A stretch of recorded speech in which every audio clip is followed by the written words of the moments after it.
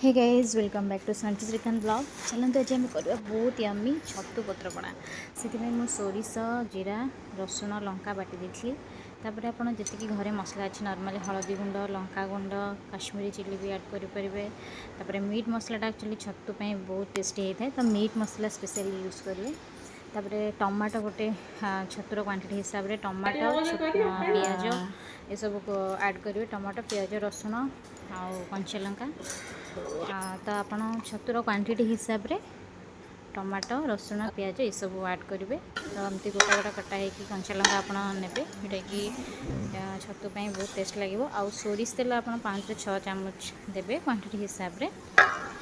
जेहेतु मु half KG छतुरे बनई तो 5 से 6 चामच सोरिष तेल ऐड करी।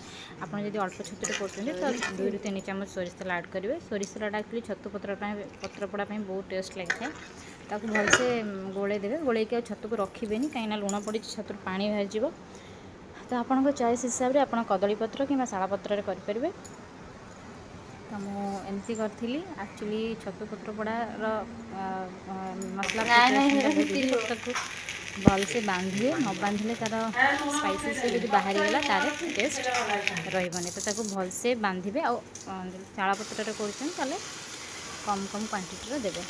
तो एमती आप लुहा तावा करी करेंगे। आम छतु पत्रपड़ा रेडी खाई बहुत यम्मी लगला।